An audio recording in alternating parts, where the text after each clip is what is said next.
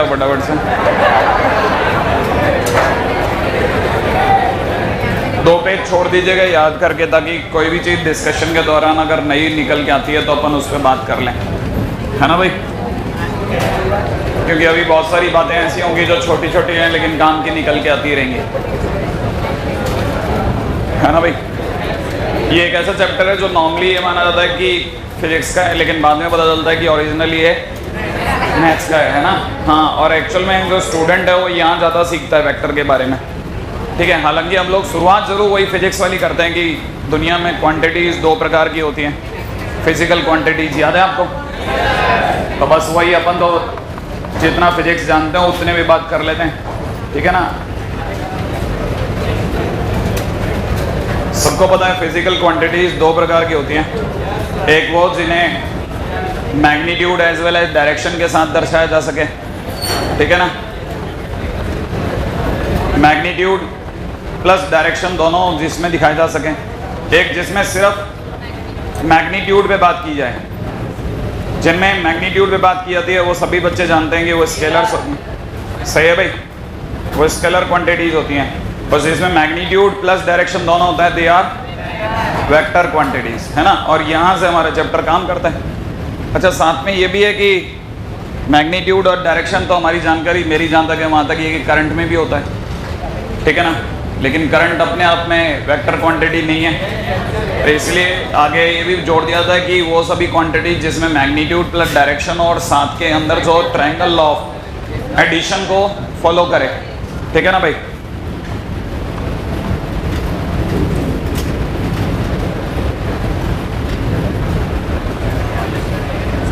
Triangle law of addition को भी जो फॉलो करे, ठीक है, दैट इज वेक्टर।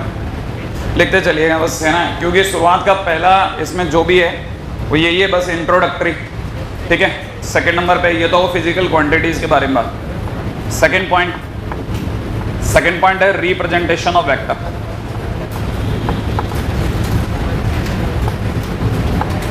देखिए साहब, ऐसा है,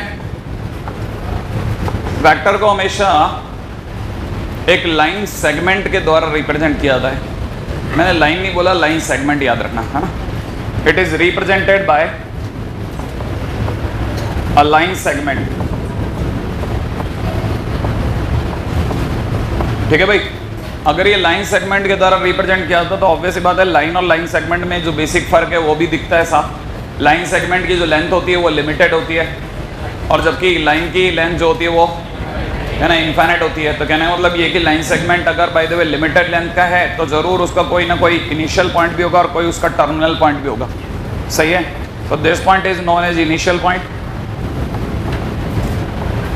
and this point is known as terminal point.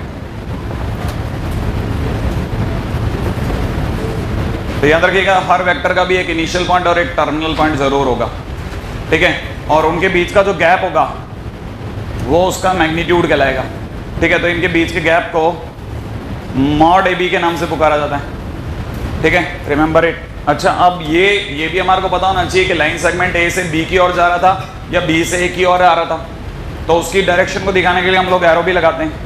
जैसे अगर बाई द वे मैंने ए से बी की ओर लिखा तो it will be known as A B vector, अगर बी से ए की ओर जा रहा होगा तो it will be known as B A vector, as simple as that, है ना? तो right now it is A B vector, ठीक है भाई?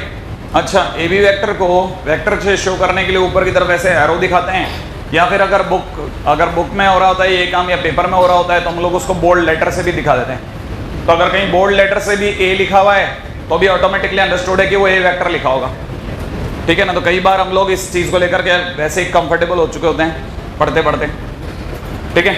आगे बढ़ते हैं इसकी बात पे। हाँ भाई, इसी के अंदर पॉइंट नंबर 3 पे बात करता हूं, एंगल बिटवीन टू वेक्टर्स, ठीक है? ये अभी से मेरे को इस बारे में बात कर लेनी पड़ती है ताकि बाद में किसी तरह की कोई बात नहीं रह जाए। मान लो ये ए है, ये बी है, इस बार वेक्टर ए से बी की ओर जा रहा है और यहाँ पे सी की ओर जा रहा है, ए सी वैक्टर, देख रहे हैं आप? अगर ये ए बी वैक्टर और ए सी वैक्टर है तो हम लोग एंगल तभी मानते हैं जब जहाँ से दोनों ऑपरेट हो रहे हैं, है ना?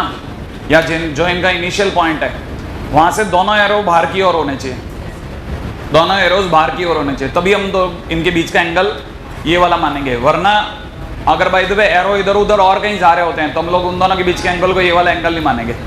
ये हालांकि कहने में बहुत आसान बात लगती है, लेकिन जब सामने आती है तो कई बार गलतियां हो जाती हैं। एरो का बाहर की ओर जाना ही एंगल को शो कराएगा, वरना एंगल नहीं माना जाएगा।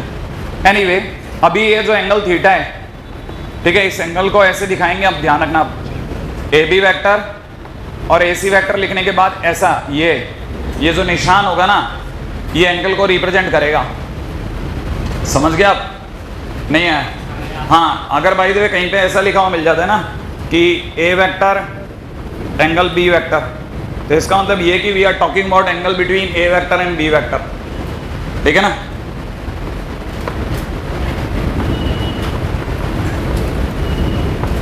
Angle between A vector and B vector. चलिए आगे बढ़ने का टाइम है ना। बात जरूर छोटी है लेकिन काम की है। ये काम की कब हो जाती है? जब कोई छोटा मोटा एग्जाम्पल इस तरह से सेट हो जाता है, it is A, it is B, it is C. दिख रहा है आपको? अब हम लोग मानते हैं कि ये जो सी है ये एंगल सी है, लेकिन ये एंगल सी नहीं है, ध्यान रखना। क्योंकि सी एंगल बनाने के लिए है ना, एक एरो तो बाहर की ओर है, एक एरो अंदर की ओर है, तो हमारे को यहाँ से एक्सटेंड करना पड़ेगा। समझ रहे बात को? अच्छा, ऐसे अपन को एक्सटेंड करना पड़ेगा, तब ये वाला जो एंगल होगा है ना, दिस इज एंगल बिटवीन, ठीक है ना भाई, C A vector and B C vector, तब जाकर के आएगा ये, है ना भाई, बी सी वैक्टर। अब यहाँ पे आकर के एक बहुत इंपॉर्टेंट पॉइंट समझ में आएगा, जो मैं अभी इसके बाद में थोड़ी देर बाद में पहुंचूंगा। अगले नंबर पे आते हैं। Next is types of vectors.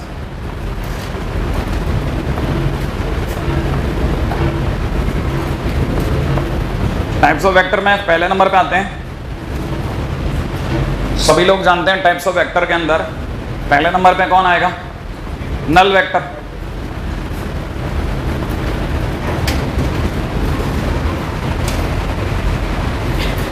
ठीक है भाई?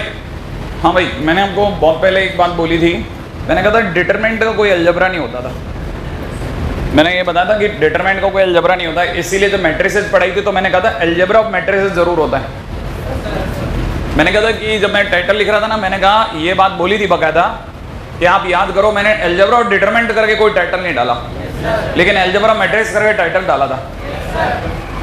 वैसे मैंने उसी टाइम पे ये भी बताया था कि अलजेब्रा ऑफ मैट्रिसेस होता है और अलजेब्रा ऑफ वेक्टर भी होता है। तो वेक्टर अलजेब्रा के अंदर ये इसलिए बोला गया था, मैंने उस समय इसलिए बोला था ये बात को, मैंने कहा था कि अगर बाय द वे कोई अपने पास में ए मैट्रिसेस है, उसमें अगर नल मैट्रिक्स जोड़ते हैं तो वापस ए वेक्टर ए मैट्रिसेस आ जाती है। नहीं है? याद है आपको? जैसे अपन कई बार ऐसा भी लिखते हैं ना कि A matrix plus B matrix equal to zero, तो ये जीरो अपने आप में जीरो नहीं होता, जीरो मैट्रिक्स होती है। मतलब ये कि ए मैट्रिक्स और बी मैट्रिक्स जोड़ करके नल मैट्रिक्स दे रही है, तो ये जीरो बेसिकली नल मैट्रिक्स को रिप्रेजेंट करता है। वैसे ही हमारे लिए भी जो नल वेक्टर होगा, ठीक है, इसका मतलब ये कि हम लोग ऐसी चीजों से बचाव करेंगे जिनमें वेक्टर में से वेक्टर हट गया और आंसर में जीरो आ रहा है, तो हम लोग जीरो ना बोल करके उसे नल वेक्टर बोलेंगे। तो उस समय के लिए हम लोगों ने पहले से सारी तैयारी कर रखी है कि बात ना अड़े, ठीक है।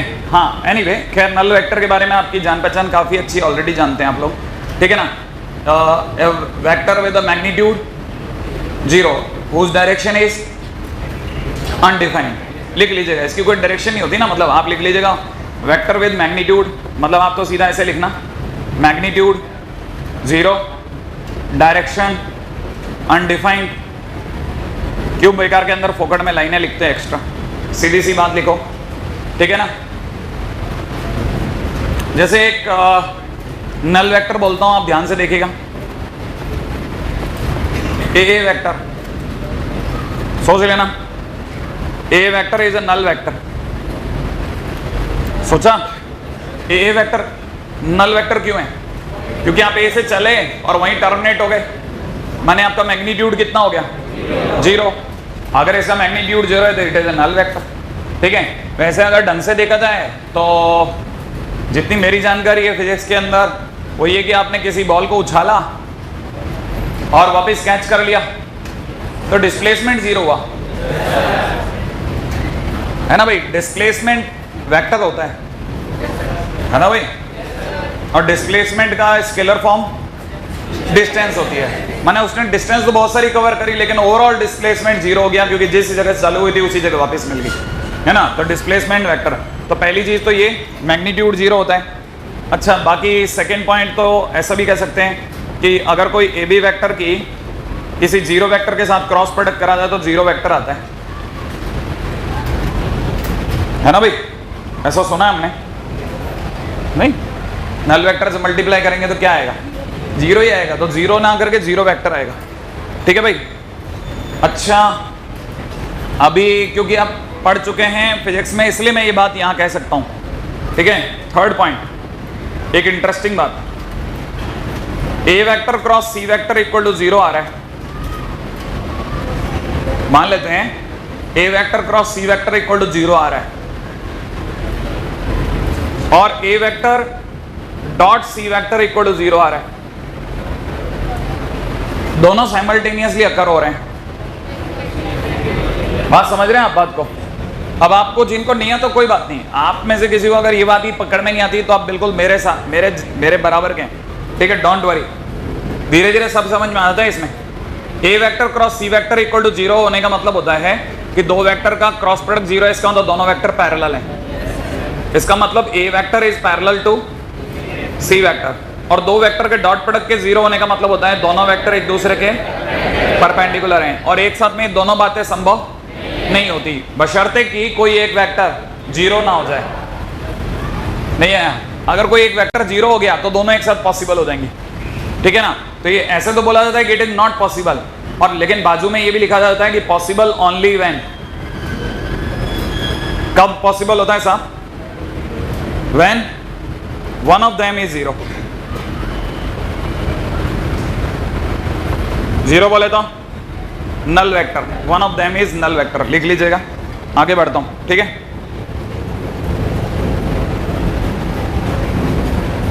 हाँ भाई, नेक्स्ट पॉइंट के ऊपर बात करते हैं। नल वेक्टर के बाद में जो सबसे ज्यादा इंपॉर्टेंट वेक्टर जो माना जाता है ना, सेकंड नंबर पे है, and that is unit vector. सही है, आ जाए जरा इस पे भी बात कर लें। हाँ भाई, यूनिट वेक्टर पे आ जाइएगा।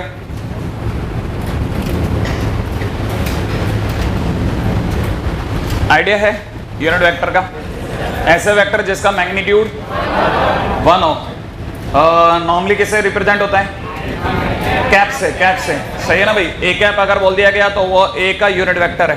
किसी को पता है कि आखिरकार यूनिट वेक्टर की जरूरत कहां पड़ी, डायरेक्शन रिप्रेजेंट करने में, है ना भाई। डायरेक्शन रिप्रेजेंट करने, बस 3 बातें लिखनी है, लिख लीजिएगा, ठीक है। Vector having magnitude equal to 1, बस कुछ नहीं, फटाफट से 1-2 लाइनें लिखनी है। Vector having magnitude equal to 1, vector having magnitude equal to 1, magnitude equal to 1 is a unit vector. लिख लिया। सेकेंड पॉइंट में लिख लीजिएगा, unit vector of A vector is equal to A cap. Unit vector of A vector is equal to A cap, ठीक है भाई। और उसके बाद में वो सदाबहार फार्मूला जो सबसे कहा जाता है, A cap is equal to A vector divide by magnitude of A mod of A. सही भाई, याद होगा आपको। और इसके बाद में बरसों से एक लाइन और कही जाती है कि इसी का मतलब यही समझा देते हैं हम तुमको, ए वेक्टर इज इक्वल टू में A cap into magnitude of A. सही है भाई। इसी कारण से दुनिया कहती है कि वेक्टर जो होता है वो अपने आप में दो चीजों का कॉम्बिनेशन होता है, it represents direction and it represents magnitude, and magnitude and direction दोनों मिलकर के एक वेक्टर बनाते हैं, है ना। तो ये सदाबहार लाइन है, बरसों से सुनाई जाती है, आपको भी सुनाई गई होगी, ठीक है। तो कहने मतलब ये कि it is a vector containing two things, it is representing direction, ये अपने आप में डायरेक्शन को रिप्रेजेंट कर रहा है, and it is representing magnitude, ठीक है, direction as well as magnitude. हाँ भाई, अब यहाँ पे बहुत काम की चीज चालू हो जाती है। यहाँ पे हम लोगों को अब बहुत अच्छी अच्छी बातें समझनी और सोचनी चाहिए मैथमेटिकली किसी भी चीज को समझने के लिए। जैसे मान लीजिए आगे आने वाले टाइम में मैं आपको एक और चीज बताऊंगा जिसे प्रोजेक्शन कहेंगे, ठीक है। उसकी अभी से कहानी निकाल लेते हैं अपन। जैसे मान लो इससे मैंने O नाम दिया, इससे मैंने A नाम दिया और इस पॉइंट को मैंने B नाम दिया। अगर मैंने इसे OA नाम दे दिया तो ऑब्वियस सी बात है OA को नॉर्मली A वेक्टर से, O माने ओरिजिन, O माने ओरिजिन, O से दो वेक्टर गए, एक A वेक्टर एक B वेक्टर। जो A वेक्टर की तरफ जाएगा उसे स्मॉल a वेक्टर से रिप्रेजेंट करते हैं। अरे ऑब्वियस सी बात है ना, OA वेक्टर माने A वेक्टर। एक टेंडेंसी होती है बनाने की, बोलने की, एक तरीका है कि OA vector is A vector and OB vector is equal to B vector. अभी से बात सिर्फ छेड़ रहा हूं, अपने टाइम में अपनी तरह से बात रखूंगा, ठीक है। अब आता है इस पे वर्ड, मैंने बोला कि मैं इसमें यहाँ पे बात करना चाह रहा हूँ प्रोजेक्शन की। प्रोजेक्शन का मतलब क्या होता है? प्रोजेक्शन का मतलब होता है परछाई। प्रोजेक्शन का मतलब क्या होता है? परछाई। तो परछाई हमारे यहाँ पे ऐसे नहीं गिरती, आड़ी टेढ़ी परछाई नहीं होती। परछाई तो तब गिरेगी जब बल्ब यहाँ जलेगा। बात समझ में आई आपको? जब लाइट यहाँ से गिरेगी, जब लाइट बिल्कुल इसके सर पे से गिरेगी तो ऑब्वियस सी बात है जो प्रोजेक्शन गिरेगा वो यहाँ तक गिरेगा। माने ये जो पूरी लाइन है इसकी परछाई सिर्फ इतने पे गिरेगी। ये बात आपके समझ में आई? इसका मतलब ये कि प्रोजेक्शन ऑब्वियस सी बात है परपेंडिकुलर ड्रॉप होगा, ऑब्वियस सी बात है। इसलिए हम लोग कहते हैं ना प्रोजेक्शन गिरो, इसका मतलब परपेंडिकुलरली प्रोजेक्ट करो, ठीक है। तो जब से परपेंडिकुलरली ड्रॉप होगा तो अभी इसकी लेंथ है B कैप, इसकी जो लेंथ है मॉड B वेक्टर होगी। अच्छा, ये यहाँ पे एंगल बन रहा होगा थीटा, सही है। अभी से अपन कुछ छोटी छोटी बातें याद कर लेते हैं। ये सब मैकेनिक्स में सिखाते हैं, मेरी साइड का कुछ भी नहीं है, सब आपकी साइड का उल्टा मैं आपसे लेके वापस आपको याद दिला रहा हूँ, ठीक है। जिस जगह पे थीटा पे गिरेगा, याद है, तो ये खंबा जैसे नीचे गिरेगा तो वो खांसता हुआ बाहर आएगा, याद है, मॉड B cos थीटा, नहीं याद आया? तो ये जो लेंथ हुई है that is mod B cos theta, सही है भाई। कौन सी लेंथ आई? यहां से लेकर के यहां तक की लेंथ आई। अब अपने पास में ये जो A वेक्टर था ये कुछ लेंथ का रहा होगा, कुछ लेंथ का रहा होगा। एक बार आपको समझाने के लिए मैं इसकी कुछ लेंथ को 7 मान लेता हूं कि let's say the magnitude of A vector is 7। अगर मैंने इसकी लेंथ को 7 मान लिया तो हाथों हाथ इस जगह से इस जगह तक 7 ऐसी लाइनें आ जाएंगी, 1 2 3 4 5 6 7 ऐसे आ जाएगी। क्योंकि अगर मैंने लेंथ 7 बोल दी इसका मतलब ओरिजिन से यहां तक 7 इसके पार्ट हो गए। 7 पार्ट में जो एक पार्ट होगा, यहां से लेकर यहां तक का जो एक पार्ट होगा that will be unit vector. नहीं आई बात समझ में? वो कितना हो गया? Unit vector. यूनिट वेक्टर बोलते हैं मेरे को इस जगह पे बोलना चाहिए इसका एक एक पार्ट ए कैप हुआ। यहां तक बात समझ में आई? अगर बाय द वे इसका एक पार्ट ए कैप हुआ, यहां से यहां तक का पार्ट अगर ए कैप हुआ तो मेरे को पता है इस समय तक मेरी बात यहां तक इतनी दूरी तक आ गई है जिसकी लेंथ है मॉड B cos थीटा। तो ओवरऑल मेरी लेंथ हुई mod B cos theta A cap. नहीं आए समझ में? मैं दूसरे तरीके से बात कहता हूं। ये जो मॉड B cos थीटा था इसको समझ लेते हैं, इसकी लेंथ कुछ x आई। कितनी आई? x। अगर x आई तो ये टोटल लेंथ यहां से यहां तक की x ए कैप हो गई। नहीं आई बात? आप शायद दो चीजों को लेकर विरोधाभास में हो, है ना। मैं कोशिश करता हूं और इसको क्लैरिटी के साथ बोलने की, ठीक है। मॉड B cos थीटा तो उसकी लेंथ आई, लेकिन क्योंकि ए वेक्टर पे गिरा तो उसकी डायरेक्शन ए कैप हो गई। नहीं यही बात समझ में? तो मैग्नीट्यूड इनटू डायरेक्शन कर रहा हूं तो mod B cos theta into A cap, अब इसका वेक्टर बन गया। नहीं है, क्योंकि मैग्नीट्यूड इनटू डायरेक्शन मिलकर के एक वेक्टर बनाता है। तो अगर कोई पूछेगा ना, ये मान लो जैसे इसका नाम मैंने m रख दिया तो ये इस वेक्टर का नाम OM वेक्टर हो गया। अब OM vector and OA vector एक ही है, थोड़ा सा OM को और खींच लेता तो OA बन जाता। इसे बोलेंगे आप कोइंसिडेंट वेक्टर। अरे एक दूसरे पे तो हैं। आप सोचते तो बस मस्त चीज है बहुत। मेरे टाइम में मेरे को तो सर दर्द हुआ था, क्या बोल रहे हो, किधर जा रहे हो, लेकिन जैसे ही समझ में आया एकदम लपक के समझ में आता था, फिर टीचर से आगे जाता था, समझ में आता था खट्टे से ने कि अच्छा यहां से यहां तक OM और आगे ले जाओ इतनी दूर तक तो OA, माने OM और OA एक ही बात है। बस OM वेक्टर को हम लोग अगर कोई पूछेगा A और B के टर्म्स में बोल तो मैं बोलूंगा लेंथ है इसकी मॉड B cos थीटा और डायरेक्शन है इसकी ए कैप, तो OM vector is equal to mod B cos theta A cap. अब आपको समझ में आया? इसमें मेरे लिए ए कैप ने क्या मदद करी? डायरेक्शन देने में। तो हर वेक्टर का डायरेक्शन देता है भाई है, इसलिए यूनिट वेक्टर की हमारे को जरूरत है आगे पीछे, ठीक है। बाकी कुछ नहीं है, बाकी कुछ भी नहीं है। देखो अब तक आपको यह बात समझ में आ गई होगी कि किसी भी चीज को समझने के मतलब पूरी 12th में करने के दो तरीके हैं, एक तो ढंग से समझ लो और उसके बाद रट लो। रट लो को कुछ लोगों ने अलग अलग नाम दे रखे हैं कि यार मैंने तो प्रैक्टिस कर ली, बहुत प्रैक्टिस करी, याद हो गया मेरे को। तो सबने अपने अपने तरीके से उसके नाम दिए हैं, बाकी कुछ नहीं। ठीक है, किसी ने कहा यार मेरी मेमोरी बहुत अच्छी है, मैं तो एक बार सुनता हूं याद हो जाता है। कुछ भी बोल लो आप, फाइनली उसे याद ही होता है।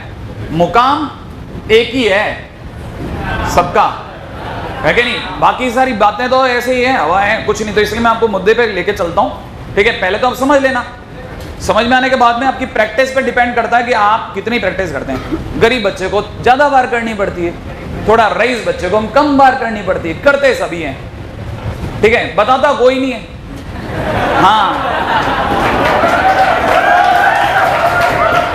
चलो, आजकल आपकी बहस से बाहर भी बहुत मेरे को इस तरह की आवाज आती है। ताली वाली का क्या शौक आ गया आपका? हाँ चल दें आगे, चलिए आगे। अब तो हाँ भाई अगले पॉइंट पर आ जाओ। ऐसे मेरे बैच में इन सब की जरूरत नहीं है अपने को, है ना? हाँ, शेर शायरी ताली वाली किसी शेरों की जरूरत नहीं। अपन पढ़ाने का पैसा मिलता पढ़ाते हैं, चुपचाप चले जाते हैं। ठीक है, हाँ आपने को एक्स्ट्रा कुछ नहीं चाहिए, एक्स्ट्रा में कुछ नहीं चाहिए, किसी से कुछ नहीं चाहिए। प्रोफेशनल आप मेरे लिए 2017-18 है कि नहीं? अगले पॉइंट पर आता हूं। हाँ भाई, unit vector in X Y plane.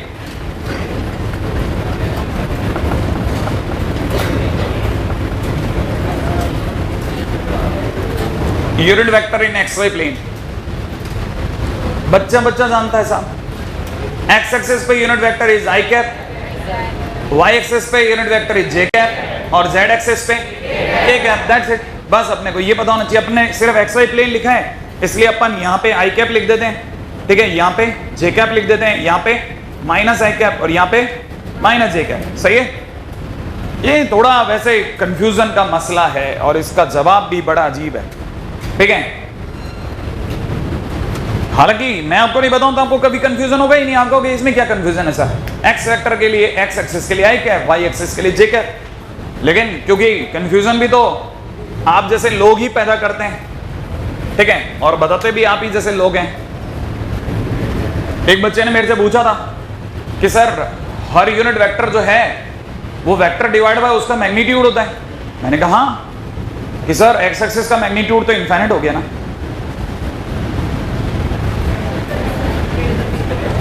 मेरे होश उड़ गए। मैंने कहा तू जीरो बोलना चाहता है क्या? वे नहीं समझ में आया आपको? इसका मॉड तो इनफाइनाइट हो गया ना। 2-3 दिन तक आदमी को संपट नहीं आता। कई बार ऐसे छोटे क्वेश्चन होते हैं ना, पकड़ भी नहीं आता यार कैसे जवाब दें। ठीक है, फिर थोड़ा अंदर टोटला तो मेरे को ध्यान आया कि infinite by infinite is equal to 1 भी होता है लिमिट में। याद करो आप, नहीं याद आया आपको? अगर डिग्री सेम हो तो नहीं याद आया? हाँ, तो किसी ने जरूर इसी तरीके से इसका 1 बना रखा होगा, क्योंकि ऊपर वाला एक्स वेक्टर भी तो है तो इनफाइनाइट लेंथ का वेक्टर है ना। हालांकि इसका कोई जवाब नहीं है मतलब, लेकिन हाँ ठीक है, अंदर से कुछ सेटिंग बैठ जाता है कि हाँ बराबर है, बराबर। ठीक है, इनफाइनाइट भी इनफाइनाइट ही रहा होगा। ये बात आपके समझ में आ गई होगी। ठीक है, अच्छा तब तक और आगे बढ़ते हैं इसके अंदर अगले पॉइंट पे। हाँ, अब बच्चे के दिमाग में आता है और ये तो sir X axis Y axis पे हुआ, प्लेन पे कहां हुआ? नहीं है। हाँ, बात दमदार है, बात में दम होता है ना, तब आप हैंग होते हो, आपको पता नहीं है। ठीक है ना? अब कैसे हैंग हो गया वो भी सुनो। जैसे ये एक्स एक्सिस, ये वाई एक्सिस, ऑब्वियस ही बात है सर यहां हो जाए तो। हाँ, मैंने कहा अगर यहां पे हो जाए तो we take it as A cos theta I cap plus में साइन थीटा जे कैप। अब बड़े ध्यान से सुनना मैंने क्या बोला। इस तरह के किसी भी पॉइंट का अगर भाई तो मेरे को यूनिट वेक्टर चाहिए होता है तो any point on a plane, ठीक है, और उसका अगर मेरे को यूनिट वेक्टर दिखाना होता है ना तो that will be represented by cos theta I cap plus में साइन थीटा जे कैप। भाई दुनिया में कहीं पे भी आप पॉइंट ले लो, उसका थीटा तो बनाओगे ना ओरिजिन से जोड़ के। और आप में से कई लोगों को समझ में आ गया होगा इसका मैग्नीट्यूड 1 है। सही है ना भाई? तो आप इस बात को लिख लीजिएगा कि any point on X Y plane, any point on X Y plane has unit vector cos theta I cap plus sine theta J cap. any point on xy plane has unit vector cos theta I cap plus sin theta j cap where theta is equal to my angle of inclination, where theta is equal to my angle of inclination. Right है? अब इस पे जैसे question में आ गया सीधी सी बात, किसी ने कहा कि find unit vector parallel to x plus Y is equal to 1. Find unit vector parallel to x plus Y is equal to 1. ठीक है, बहुत सिंपल क्वेश्चन है, अच्छा क्वेश्चन है. x plus Y is equal to 1 के parallel एक unit vector बताइए. तो पहले तो आपको ये भी पता होना चाहिए कि x plus Y is equal to 1 होता क्या है. तो मैं आपको बता देता हूँ y is equal to 1 minus X होता है. या ढंग से बोलूं तो आपको कईयों को पकड़ में नहीं आएगा, और ढंग से बोलता हूँ माइनस एक्स प्लस 1 होता है.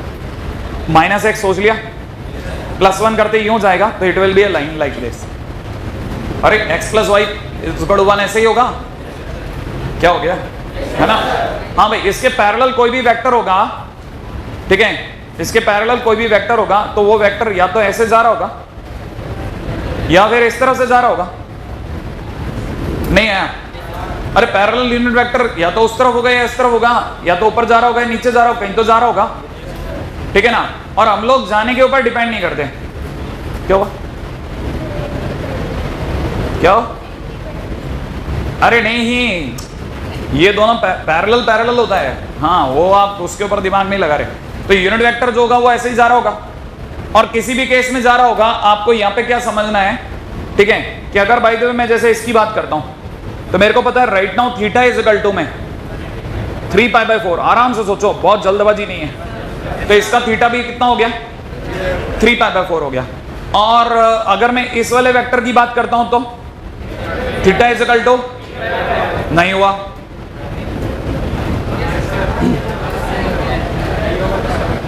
अरे उस वाले का थीटा 3π/4 हुआ. अरे ऐसा अपने को वो पेन वेन घुमाने की जरूरत नहीं पड़ेगी. आप आराम से सोचो, देखो दिख जाएगा. हाँ, सोचोगे तो दिख जाएगा. π/4 नहीं आया. आराम से सोचो ना, क्या जल्दी क्या पड़ी है, बहुत धीरे धीरे. आप 1-2 मिनट ले लो, उसमें कोई बड़ी बात नहीं है, क्योंकि आपको सोचना पड़ेगा. हाँ, और मैं नहीं चाहता किसी तरह का कोई लफड़ा रहे आपके दिमाग में. नहीं आया समझ में? ये वाला एंगल तो 3π/4 हो गया, और ये वाला एंगल अब की बार ये देखो, इसमें तो ये बाहर की ओर जा रहे हैं ना, ये दोनों तो बाहर की ओर जा रहे हैं. अच्छा, इस बार क्या है सीन होगा, ये थीटा इसे मानूंगा कि पीछे वाले को? एक्स एक्सिस तो यही जा रहा है ना भाई. नहीं, हाँ, अब ये नीचे वाले को सोच लो आप. याद आ गया आपको? इस बार थीटा ये वाला है, and this angle is equal to, हाँ, तो आपको पता चल गया angle of incident has two values. One is 3π/4 as well as π/4. तो थीटा की 2 वैल्यूज आ गई. अब थीटा की अपने पास में 2 वैल्यूज आई. एक तो आई कितनी, 3π/4, एक कितनी आई, π/4. यही आई. तो इससे कई बार कई लोगों को समझ में आ गया कि tan थीटा की वैल्यू इधर इट इज 1 और -1. पक्की बात है ना भाई, 1 और -1. अब जिनको ये 2 वैल्यू समझ में आ गई, उनके लिए एक बार के लिए जरा 1 पे आंसर दे रहा हूं मेरा. ठीक है, अब मेरे को समझाना कि अगर बाय द वे मैं, ठीक है, हाँ, अब देखना बहुत पॉइंट वाली बात अब उठेगी. अब यहां पे समझने की बात है.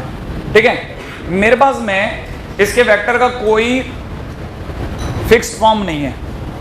अगर बाय द वे मैं इसको पैरेलल, इसका x plus Y is equal to 1 का एरो ऊपर की तरफ लेता हूं तो ये दोनों पैरेलल हुए. नहीं यार. और अगर बाय द वे मैं इसका एरो इधर की तरफ ले लेता हूं तो ये दोनों पैरेलल हुए. ऐसा नहीं हो सकता कि एरो ये हो और ये वाले को अपन पैरेलल ले लें. हाँ, क्योंकि एंटी पैरेलल हो जाएगा. यहां तक की बात समझ में आई? तो एक टाइम पे कोई एक ही उठेगा, या तो ऊपर वाला या नीचे वाला. मैं एक टाइम पे एक ही उठा रहा हूं.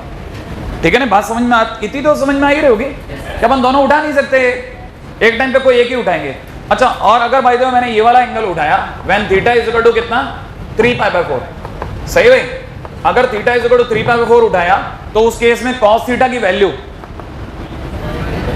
आराम से सोचो, -1/√2.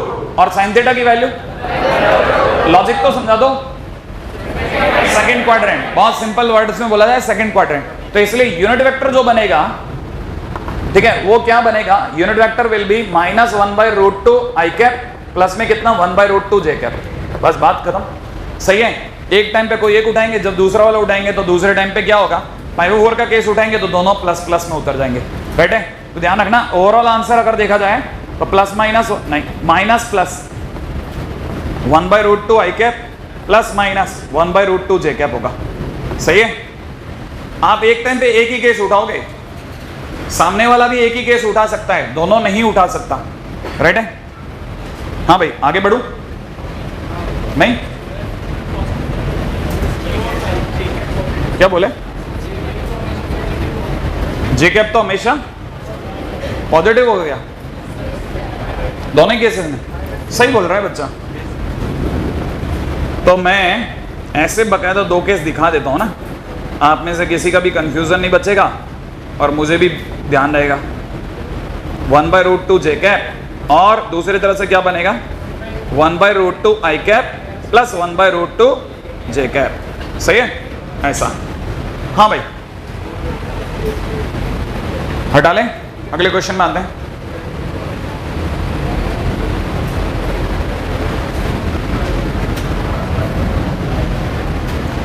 हाँ भाई, पॉइंट नंबर हमारे चल रहा था 3 के बाद 4 पे आते हैं। बहुत मस्त सी चीजें हैं, बहुत छोटी छोटी खटाखट होने वाली, कुछ मुश्किल नहीं है। वैसे ये अपनी लेंथ, इसकी लेंथ बहुत ज्यादा है इस चैप्टर की, वो भी अपन थोड़ा फास्ट करके अपन कम कर लेंगे। हाँ भाई लिख लें, अगले पॉइंट पे आ जाते हैं।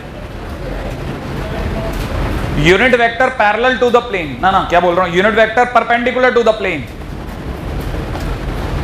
Unit vector perpendicular to the plane are 2 always,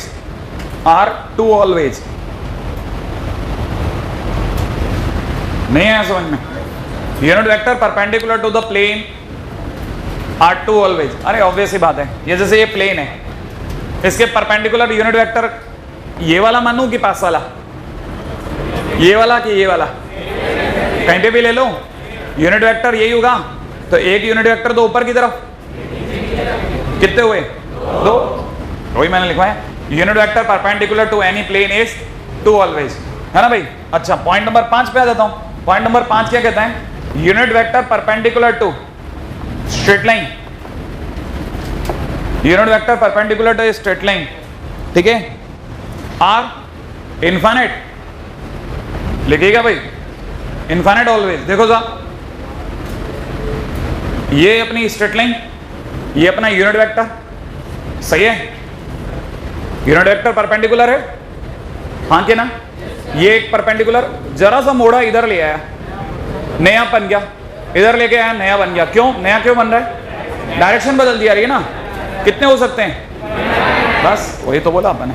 तो यूनिट वेक्टर परपेंडिकुलर टू, ये सब आपके उसमें वो करंट वाला चैप्टर है ना, उसमें काम आएगा ये सब, बिल्कुल एक एक चीज काम किए। वैसे तो बहुत सारी चीजें हैं इसमें, बड़ी इंटरेस्टिंग सी हैं। एनीवे आगे बढ़ रहे हैं, ठीक है। यूनिट वेक्टर के बाद की बात करते हैं। यूनिट वेक्टर के बाद में point number C, third one is free और लोकलाइज्ड वेक्टर। फ्री एंड और नहीं, फ्री एंड लोकलाइज्ड वेक्टर्स। हाँ भाई लिखिएगा, if any vector can be shifted in a space, if any vector can be shifted in a space, keeping its, if any vector can be shifted in a space, shifted in the space, keeping its magnitude and direction, keeping its magnitude and direction same,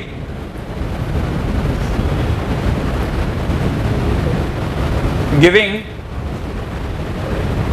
keeping its magnitude and direction same, comma लगा के giving same physical effect, giving same physical effect, giving same physical effect, then it is a free vector, then it is a free vector,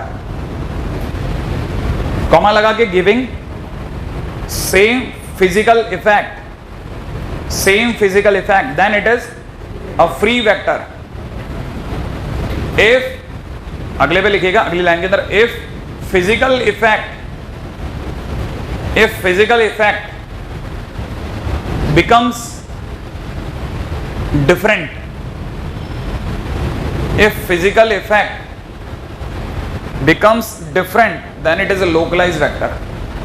Then it is a localized vector.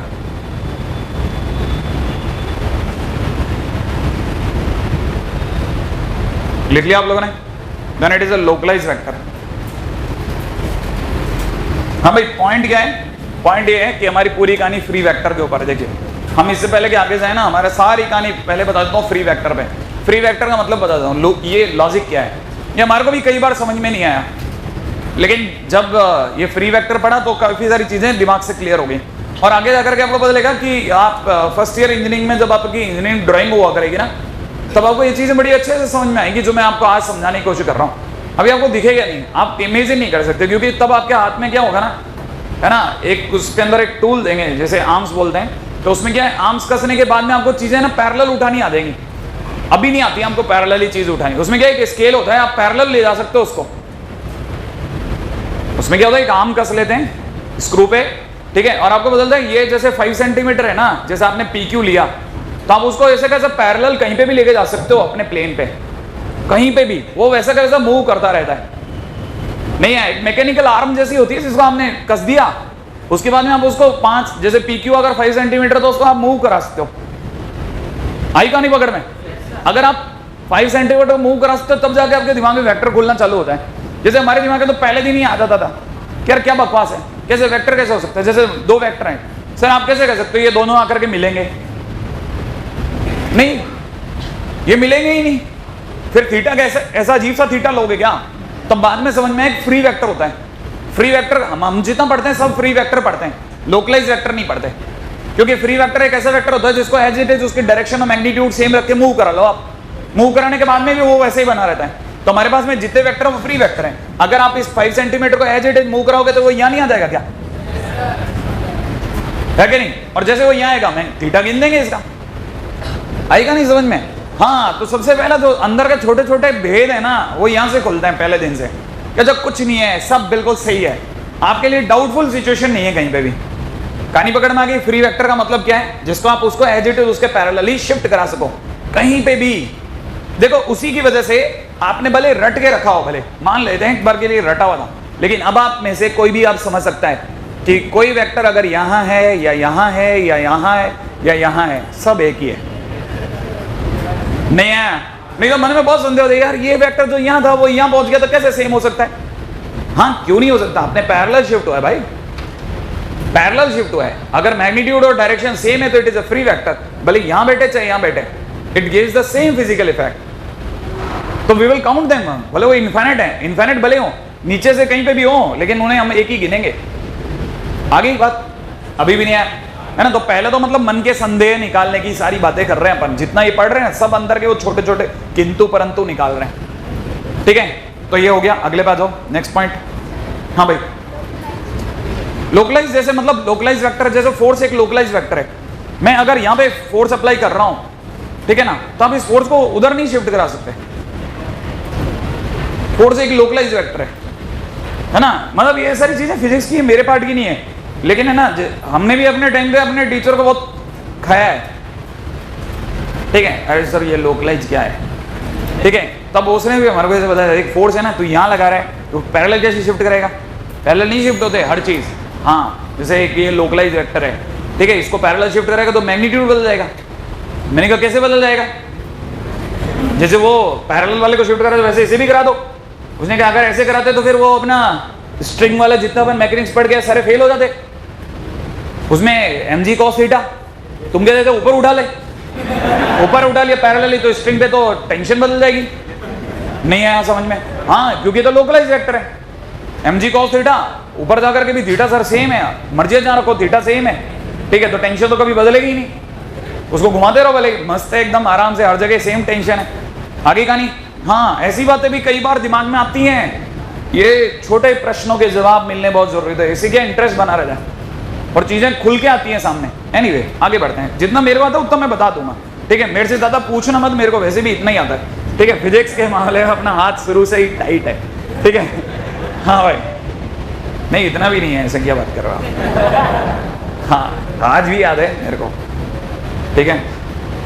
तो पिछली बार बताते रह गया था ना मैंने आपको, आपसे मैंने पूछा था कि फोटोन जो होता है, बोला था ना आप उस दिन बोले ही नहीं थे मेरे को जबकि पता था। मैंने उस दिन भी पूछा था आपसे फोटोन क्या होता है, पता नहीं है ना आज भी आपको। हाँ क्वांटा का एक क्वांटा होता है ना, लाइट्स, अरे लाइट के पैकेट्स होते हैं ना, लाइट के दो तरह की नेचर होती है ना, उसमें एक नेचर कौन सी होती है, वेव वाली। एक पार्टिकल तो बेकार है, ठीक है, पार्टिकल तो एक्चुअली अब आ रही है वापस। न्यूटन भैया ने दी थी सबसे पहले, क्या नाम दिया था, सी पे कुछ कॉर्पस समथिंग कुछ बोला था ना।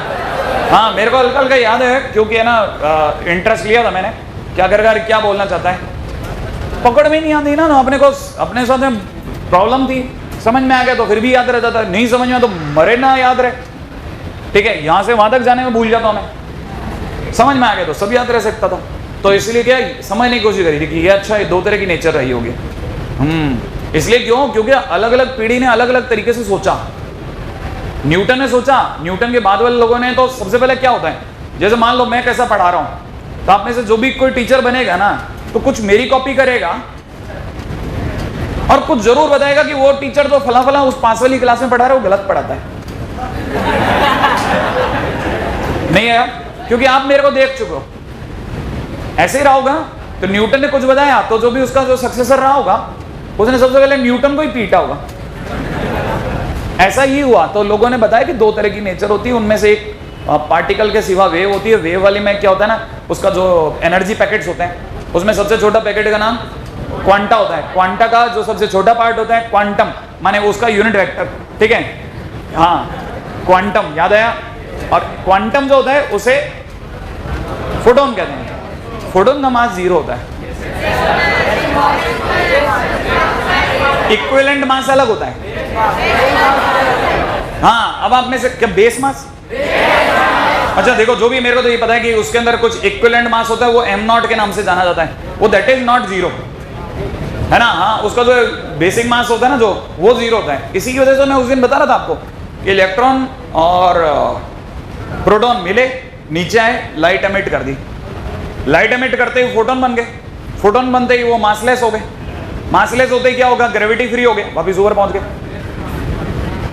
ऊपर गए वापिस अलग हो गए, नहीं है तो एक इनफाइनाइट एनर्जी साइकिल बन गया। और अगर इनफाइनाइट एनर्जी साइकिल बनना इतना आसान होता, थियोरेटिकली तो हो गया प्रूफ कि ऊपर से आएगा, ग्रेविटी के फोर्स में नीचे जाएगा, नीचे जाकर फोटोन बनेगा, मासलेस होगा, वापिस ऊपर आएगा, ऊपर आकर के फिर अलग हो जाएगा। तो एक इनफाइनाइट एनर्जी का एक साइकिल बन गया ना। अगर इनफाइनाइट एनर्जी का साइकिल इतना आसानी से प्रूव हो जाता, ठीक है, तो फिर तो बात ही खत्म हो जाती। कार्नोट बेचारा मर गया, 63% से ऊपर कोई इंजन नहीं बना पाया। आपको पता ही बात, ह्यूमन बॉडी ही इकलौता ऐसा इंजन है जो शायद 100% से भी ऊपर चला जाता है, 102% जाता है, पता है वो। ह्यूमन बॉडी मतलब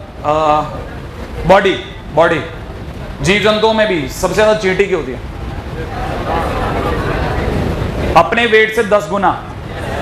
याद आया आपको? तो कार्नोट साइकिल है बेटा, सब कार्नोट है, कार्नोट ही कार्नोट है। एनीवे अब मेरे से और ज्यादा नहीं पूछना, मैं फिर भूल जाऊंगा, ठीक है। हाँ भाई, point number free and localise के बाद डीप आ जाओ। Next point is position vector. पढ़ाई पे आप कितनी बकवास करा लो, सब पूछ लेंगे, सब बता देना। पोजीशन वेक्टर याद होगा, पोजीशन वेक्टर के बारे में लिख लीजिएगा फटाफट से। पोजीशन वेक्टर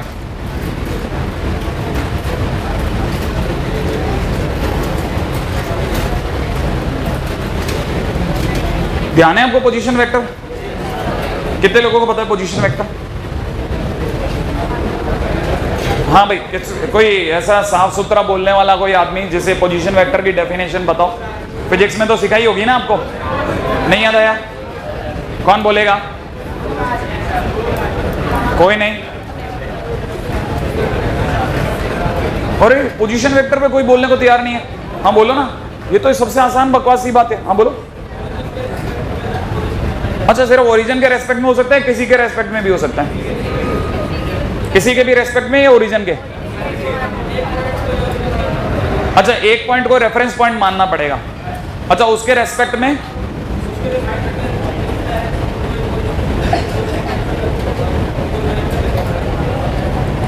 हाँ भाई, कोई मेरे को स्पेसिफिकली इसकी बुकिश लैंग्वेज में जो उसे याद हो डेफिनेशन। सोचो आप, देखो मैंने तो कितना आसान क्वेश्चन पूछा, लेकिन आपके तो तोते उड़े हुए। हाँ बोलो, पीछे पीछे। अरे तुम बोल रहे थे ना, तेज बोलना यार। दो वेक्टर के बीच का, दो वेक्टर के बीच का डिफरेंस। हाँ बोलो। एक सेकंड क्या? तोड़ तोड़ के बोलना। What of two vector? Resultant of two vector taken from origin. हाँ चलो देखो, धीरे धीरे खुले तो सही। आप लोगों ने अपने अपने तरीके से व्यवहार में लानी बात करी। हाँ बोलो। Resultant of two vectors taken from any of the reference point. हाँ तो मेनली तो origin ही है रेफरेंस पॉइंट। हाँ उसमें कोई बुराई नहीं है, मैं तो मतलब ऐसे ही अपने डाउट के लिए पूछा था। इसका मतलब ये नहीं कि गलत बोल रहे थे आप। उसने जिसने पहला बोला था ओरिजिन भी सही बोला था, बोलो ना। दो पॉइंट्स का, किसी पॉइंट का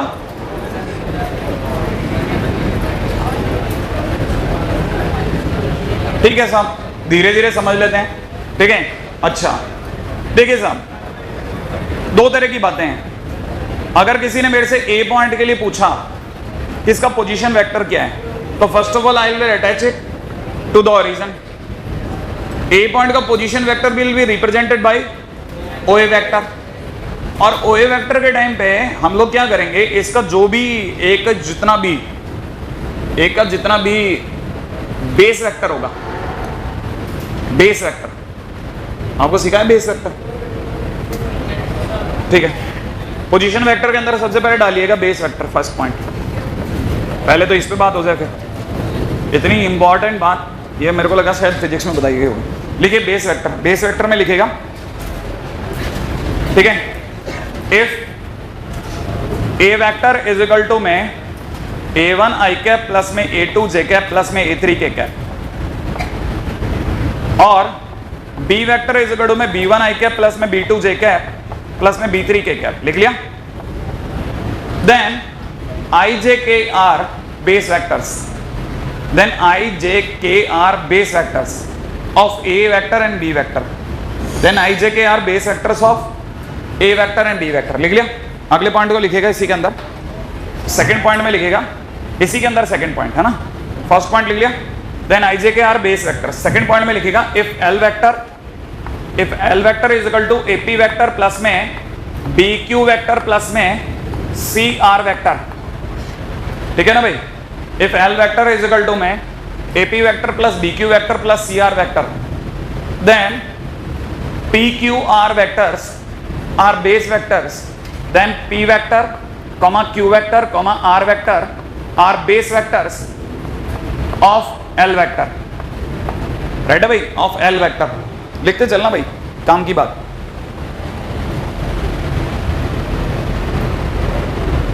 ठीक है, अब जिन्होंने ये वाली बात लिख ली यहां तक की बात, तो उससे वापस बताता हूं। देखिए बेसिकली आपको ये भी पता होना चाहिए ना कि ये आपको बाद में समझ में आएगा कि जैसे ये ऐसा लिखा हुआ है ना, इसको हम लोग अगले चैप्टर के अंदर इस तरह दिखाने लग जाएंगे, a1, a2, a3। समझ में आया आपको? इस तरह से दिखाने लग जाएंगे। तो जब हम लोग इस तरह से दिखा रहे होते हैं ना, तो this is basically coordinate system. ये कोऑर्डिनेट सिस्टम को रिप्रेजेंट करने लगता है। मैं आपको इसको समझाता हूँ, ठीक है। इसको समझाने के लिए, ठीक है, एक ये भी दे दूँ। हाँ भाई, इसको समझाने के लिए अपने को ये समझना जरूरी है। देखिए कि ये एक्स एक्सिस है ना, ये वाई एक्सिस, जेड एक्सिस। उम्मीद है ये बात समझ में आ जाएगी, ठीक है ना भाई। X axis, Y axis and Z axis पकड़ में आ गया, ठीक है ना। राइट नाउ अगर देखा जाए तो मैं आपको इसको ये समझा देता हूँ कि अगर मैं ये जो ग्रीन पेन है और ये जो पिंक पेन है, यहाँ पे अगर एक कागज का पन्ना ऐसे लगा दूं, चिपका दूं, चिपका सकता हूं? इन दोनों पे मैंने कागज का ऐसा पन्ना चिपका दिया, चिपका दिया, ठीक है ना भाई। अच्छा, ये चिपकाने के बाद में अब अगर बाय द वे मैं एक कागज का पन्ना इस साइड में भी चिपकाना चाहता हूं, चिपका दिया, देख रहे हैं आप, एक अपन ने इधर चिपका दिया है, एक अपन ने इधर चिपका दिया, एक अपन नीचे चिपका देते हैं, तो आप में से कई लोग समझ जाएंगे इस जगह एक चैम्बर बन गया। समझ रहे बात को? जैसे एक चैम्बर यहां बना वैसे एक चैम्बर यहां भी बनेगा। अरे कागज का पन्ना इधर चिपकाऊंगा, इधर चिपकाऊंगा, नीचे चिपकाऊंगा, तो एक चैम्बर यहां बना, एक यहां बना, बन गया, दो अलग अलग चैम्बर बन गए, एक पीछे बनेगा, एक आगे बनेगा, ऐसे ही दो चार चैम्बर नीचे बनेंगे। तो ओवरऑल ये जगह ओरिजिन कहलाती है। ये जो है ना, ये ग्रीन पेन, ये एक्स एक्सिस है, इधर की तरफ नेगेटिव, या इधर की तरफ पॉजिटिव, तो उधर वाला नेगेटिव। बात समझ में आई? ये अगर वाई एक्सिस है तो ये अप साइड में पॉजिटिव और नीचे की तरफ नेगेटिव, ये पॉजिटिव जेड एक्सिस, ये नेगेटिव जेड एक्सिस। ये बात समझ में आती है? अच्छा, ये कहलाता है ऑक्टेट, ठीक है ना, ये ऑक्टेट कहलाता है। अब जैसे कोई एक वेक्टर है, जैसे सपोज कीजिए कि मान लीजिए मेरे को ओरिजिन से चलना है, ये ओरिजिन, जैसे किसी जगह पे मेरे को लिखा हुआ मिल गया, ठीक है, किसी जगह पे इस तरह से मिला गया मेरे को कि 2i कैप प्लस में 3j कैप प्लस में 3j कैप प्लस में 4k कैप, ठीक है ना। तो इसका मतलब समझाता हूं, हम लोग इसको अगर भाई आगे अगले चैप्टर में लिखना चालू कर देंगे कि इट इज 2 3 4, लेकिन हम लोग वेक्टर और 3D दोनों एक साथ पढ़ते हैं, ध्यान से समझ लेना भाई। जब हम लोग वेक्टर पढ़ रहे होते हैं तो आधी से ज्यादा 3D पूरा हो चुका होता है, तो इसलिए क्या चैप्टर का एहसास नहीं हो तो बदलने का। तो ये 2i कैप कैसे चलेगा? पहले आप एक्स एक्सिस के नाम पे 2 चलेंगे, एक्स एक्सिस के नाम पे 1 2 चलिए, एक्स एक्सिस के नाम पे 1 2 2 कदम चलिए, तो 2i कैप हो गया। 2i कैप के बाद में अब आपको 3j कैप चलना है, तो आपका y एक्सिस इधर है, ऊपर ले लेते हैं। अगर y एक्सिस के नाम पे 3 चलता हूं तो 1 2 3 यहां पे पहुंच गया। अब जब मैं यहां पे खड़ा हूं तो माने मैं ये जो पन्ना होगा ना, ये वाला पन्ना, इस पे ही खड़ा हूं अभी भी, तो दुनिया कहेगी कि मैं xy प्लेन पे खड़ा हूं। तो अगर देखा जाए 2i कैप प्लस में 3j कैप, अभी मैंने k कैप का नाम नहीं लिया है, तो यहां पे होगा 2 3 0, यहां वाले पॉइंट का कोऑर्डिनेट होगा 2 3 0। अब मैं जैसे ही मैं उधर चलना चालू करूंगा तो 1 2 3, अब मैं इस जगह पहुंच जाऊंगा भाई। इस जगह से 2 3 0 से चलना चालू हुआ, 2 3 1, फिर एक कदम और चला 2 3 2, फिर 2 3 3, फिर 2 3 4, यहां पे पहुंच गया मैं। अब जैसे ही मैं यहां पहुंचूंगा तो ये वाला जो पॉइंट का कोऑर्डिनेट होगा ना, जब ओरिजिन से मिलाऊंगा तो ओरिजिन से मिलाने पर ऐसे दिखेगा। आपको समझ में आया? ये इसका पोजीशन वेक्टर हो गया, ये इसका पोजीशन वेक्टर हो गया। और जैसे मैं इस पॉइंट पे पहुंचूंगा, ये कहलाएगा ये वाला पॉइंट का कोऑर्डिनेट, अब ये कहलाएगा 2i कैप प्लस में 3j कैप प्लस में 4k कैप। आपको बात समझ में आ गई? तो बेसिकली 2i कैप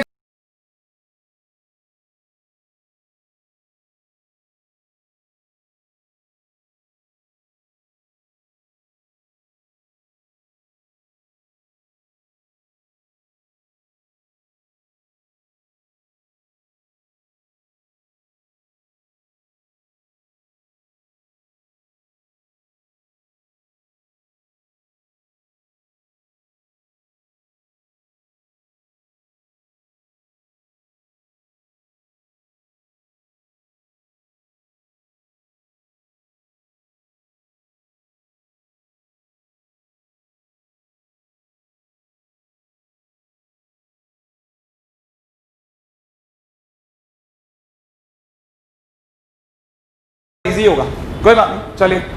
हाँ भाई, पॉइंट क्या चल रहा था? Position vector of this. इसके बाद में लिखेगा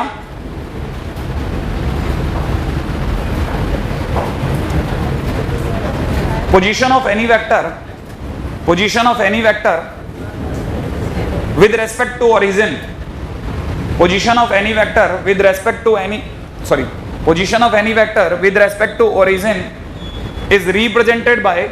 is represented by its position vector, represented by its position vector, ठीक है।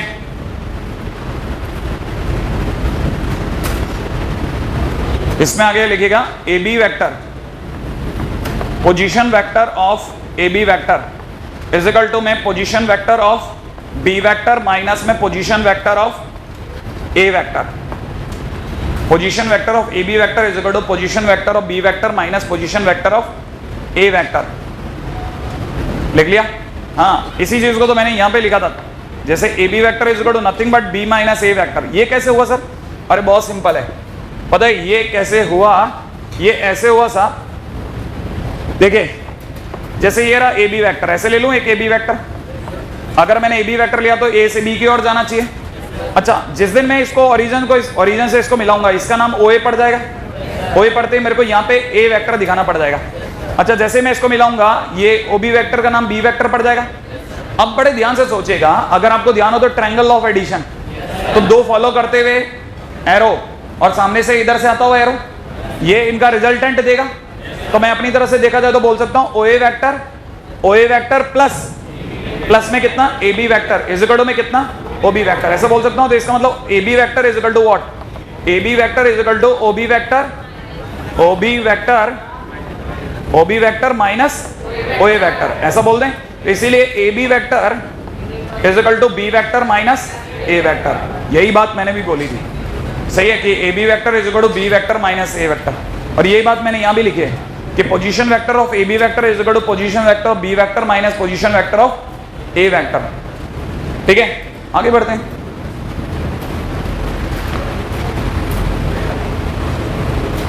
हाँ भाई, नेक्स्ट पॉइंट पे आइएगा।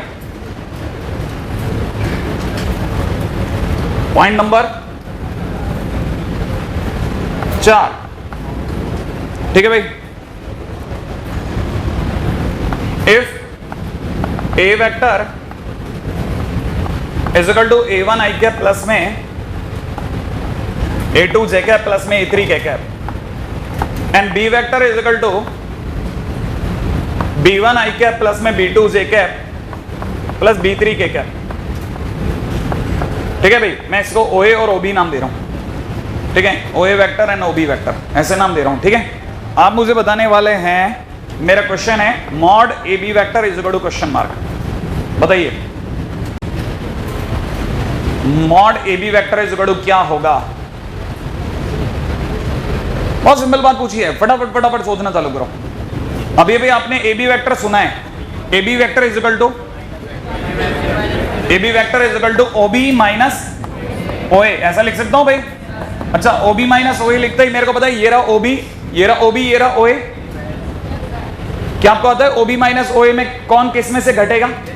क्या आई कैप वाला आई कैप में से, जे कैप वाला जे कैप में से और के कैप वाला के कैप में से। अरे इतना समझ में आ रहा है ना? तो आप में से सभी को बताओगे यहां पे क्या लिखूंगा मैं? b1 माइनस a1 आई कैप प्लस में कितना b2 माइनस a2 जे कैप प्लस में कितना b3 माइनस a3 के कैप, यही तो होगा। और अगर ऐसा हो गया तो आपको पता होगा मॉड का मतलब तो मैं भूल ही गया, बता दोगे तो अच्छा लगेगा। अंडर में इन सबका स्क्वायर, तो it is b1 minus a1 का होल स्क्वायर प्लस में b2 माइनस a2 का होल स्क्वायर प्लस में, आपसे बताएं जैसे जैसे मैं वेक्टर समझता जा रहा हूं ना, उल्टा मेरे को परेशानी होने लग गई है। मुझे पता चलता जा रहा है कि आप वेक्टर का बहुत सिंपल बात से भी डरते हो। ऐसा खौफ नहीं होना चाहिए, वेक्टर तो एकदम रद्दड़ चैप्टर है, अपन इसको भाव ही नहीं देते। आपको लगता है ज्यादा भाव दे गए? हाँ, अरे इतना दिमाग लगा लिया आपने, क्या आप डर ही गए? अरे कुछ नहीं है, ए बी वेक्टर, चलो बताओ, ऐसे ही सोच लो। अगर मान लो मेरे को किसी ने कहा एनपी वेक्टर, इसका पोजीशन वेक्टर बोलो। अरे p माइनस एन नहीं है। अगर मान लो किसी ने एम एन वेक्टर बोल दिया तो इसका मतलब क्या समझो? N minus M, tail minus head. ठीक है, अरे आप मेरे को एम एन वेक्टर लिखोगे, मैं तुरंत लिखना चालू कर दूंगा n1 माइनस m1 आई कैप प्लस में कितना n2 माइनस m2 जे कैप प्लस में n3 माइनस m3 के कैप, काम खत्म। अभी भी नहीं आया समझ में? अरे इसमें कौन सा बड़ी बात है, ये सब कुछ नहीं है, बिल्कुल बच्चों वाला खेल है। हाँ, बस फैला के लिखना है, उसका दर्द है, उसका तो कुछ नहीं कर सकते। ये बिल्कुल पता है वो रिलेशन वाले चैप्टर जैसा है जिसमें एक ही बात को बकवास की तरह से लिखे जाना होता है बस। ठीक है, बाकी अंदर खाने में तो कुछ नहीं है, इसमें क्या दर्द है बताओ? अच्छा, एनीवे, पोजीशन वेक्टर की बात चल रही थी। पोजीशन वेक्टर का मतलब होता है जब भी जैसे पोजीशन वेक्टर के ऊपर चर्चा चलेगी ना, तो जैसे ये वाला पॉइंट है, कुछ नहीं, एक धागा यहाँ खींचना है, एक इसका पोजीशन वेक्टर, ये पोजीशन वेक्टर, आगे लो, काम खत्म। ठीक है। अच्छा अभी तो हम लोग एक्स एक्सिस वाई एक्सिस की बात कर रहे हैं, बाद में तो खुला खेल चलेगा। हाँ जैसे मान लो अगर बाय द वे हेक्सागन आ गया, अगर बाय द वे हेक्सागन आ गया और ये सारे डिफरेंट वेक्टर्स हैं, और किसी ने कह दिया कि we are taking origin at the centre of this, तो भी हमारे लिए खेलना कोई मुश्किल नहीं है, हम मान लेंगे वाकई में सेंटर है। अब की बार जैसे मान लो ये ए लिखा है, ये बी लिखा है, तो मेरे को यहां से पता चल जाएगा this line is equal to O B minus O A, नहीं है। अच्छा अगर बाय द वे यहां से इसको मिलाऊंगा दिस पॉइंट इज सी, तो ये वाला जो वेक्टर होगा this is O C minus O B. थोड़ा डर रहेगा, वो आंसर नहीं मिलने का डर है, लेकिन शुरू नहीं करने का डर तो अजीब ही है। हाँ ये गलत तो नहीं बोल गया अपन, ओ ए माइनस ओ बी सही है क्या भाई? हाँ सही, तो सही बोलना चाहिए, ओ ए माइनस ओ बी कई को ऐसा टेल माइनस है बी माइनस ए। अरे ये आपको पता है ये वेक्टर का नाम तो बोलो, बी ए वेक्टर। जैसे आपने बी ए वेक्टर बोला आधा काम खत्म हो गया। हाँ टेल माइनस एट बोले तो ओ बी माइनस ओ ए, सही है क्या भाई? ओ ए माइनस ओ बी। अच्छा और सोचते हैं एक बार के लिए, जरा बी इधर ले लेता हूं, ए यहां ले लेता हूं, right? It is starting point, it is terminal point, सही क्या भाई? पक्की बात है ना भाई? ये स्टार्टिंग पॉइंट और वो terminal point, terminal point is tail और इट इज हेड, पक्की बात है? Tail minus head. अच्छा जिनका भी ये बात बराबर गया, आगे बढ़ने के टाइम आ गया। मेरा अगला क्वेश्चन समझना भाई। हाँ भाई इसके बाद का पॉइंट है अपना पॉइंट नंबर 5 पे आ रहा हूं। हाँ भाई पॉइंट नंबर 5 में मेरे को क्या बताना था? यस हाँ इंपॉर्टेंट पॉइंट लिखिएगा फटाफट से, ये तो बहुत बढ़िया बात है। लिखिएगा if A vector is equal to 2i cap plus में 3j cap minus 4k cap, ठीक है भाई? If A vector is equal to this, लिखिए where ijk are base vectors, where ijk are base vectors, where ijk are base vectors, लिख लेना। then we can never represent 2i cap is equal to minus 3j cap plus 4k cap. Then we can never represent 2i cap minus 3j cap plus में 4k cap। ध्यान रखना, as ijk are base vectors, as ijk are base vectors। पहले तो लिखते चलो, मेरी अगली line आपको समझा दी। as ijk are base vectors and any of the base vector cannot be represented, and any of the base vector cannot be represented as a sum or difference of other base vectors, and any of the base vector cannot be represented as a sum or difference of any of the base vectors, sum and difference of any of the base vectors। भाई इतनी बात सीधी सीधी समझ के चलिएगा, base vector है तो base vector ही है भाई, उसके बाद में ऐसा नहीं हो सकता कि वो वेक्टर भी किसी और में तोड़ दिया। जैसे इसको लिखने का मतलब हो गया कि आपने आई कैप को किससे तोड़ दिया? जे कैप और के कैप में, जे कैप और के कैप मिलकर के आई कैप दे रहे हैं, फिर काय का बेस वेक्टर है? नहीं आई बात समझ में? बेस वेक्टर माने लास्ट यूनिट, इसके नीचे कुछ नहीं हो सकता। इसका लिखने का मतलब हो गया कि ये वाला वेक्टर भी खुद 2 से बना है।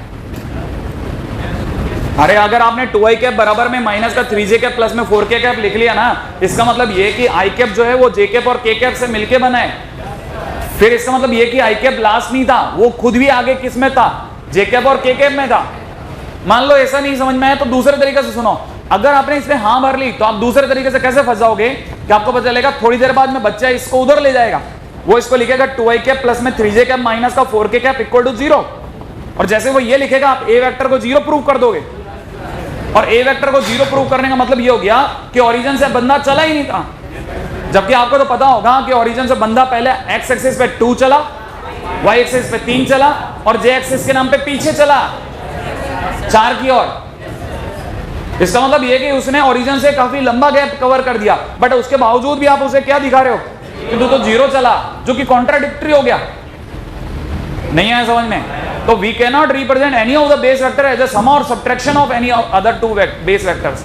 बेस वेक्टर माने लास्ट। अब आप इसे और ना तोड़ें, सही है? एनीवे आगे बढ़ रहा हूं, ठीक है भाई? आगे लिख लीजिएगा, बट इसी के अंदर आगे लिखिएगा, but A1 i cap plus में A2 j कैप प्लस में A3 k cap is equal to B1 i cap plus में B2 j कैप प्लस में B3 k कैप। देख लिया? हाँ भाई, नेक्स्ट पॉइंट पे आ जाते हैं। लिख लिया? ये इज पॉसिबल, इज पॉसिबल। ऐसा लिखना फिर भी संभव है कि एक का वेक्टर दूसरे वेक्टर के बराबर हो सकता है। अरे पूरा वेक्टर है vector, this is nothing but A vector is equal to B vector. ये फिर भी पॉसिबिलिटीज है। एक वेक्टर दूसरे वेक्टर के इक्विवेलेंट हो सकता है, एक बेस वेक्टर दूसरे बेस वेक्टर का सम और डिफरेंस नहीं हो सकता। अच्छा खैर, point number A B C D, D पे आ रहा था, ठीक है? पोजीशन वेक्टर के बाद का अगला वेक्टर, ठीक है? ई। हाँ भाई, नेक्स्ट पॉइंट पे लिखेगा, ठीक है? अगला इज को इनिशियल वेक्टर्स। को इनिशियल वेक्टर्स, ये तो फिर चिरकुट है। पहला दिन तो ये बकवास में निकलेगा। को इनिशियल वेक्टर्स लिख लिया? को इनिशियल वेक्टर में लिखेगा two vectors having same starting points, two vectors having same starting point,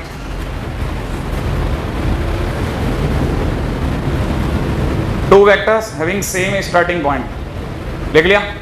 are को इनिशियल वेक्टर्स। ये को इनिशियल वेक्टर बच्चा जानता है साहब, दोनों का एक साथ स्टार्टिंग हो गया, A B vector and A C vector, right है? लिख लीजिएगा, A B vector and A C vector are को इनिशियल वेक्टर्स। अच्छा ऐसे पूछ लेता हूं, बताओ एन पी वेक्टर और एन एस वेक्टर। हाँ भाई बताओ, ये को इनिशियल वेक्टर है क्या? सोच के बोलना है। दोनों की स्टार्टिंग पॉइंट क्या है? एन है, सही है? हाँ भाई अगले पे आ जाओ। हाँ, तो this is coinitial vector. अच्छा सेकंड पॉइंट में लिखिएगा, ठीक है? टू को initial vectors are always lie in a same plane. Two को इनिशियल वेक्टर्स, टू को initial vectors always lie in a same plane. Two को initial vectors always lie in same plane, ठीक है? अगली लाइन में लिखिएगा, more than two co-initial vectors, more than two co-initial vectors, more than two co-initial vectors may or may not lie, may or may not lie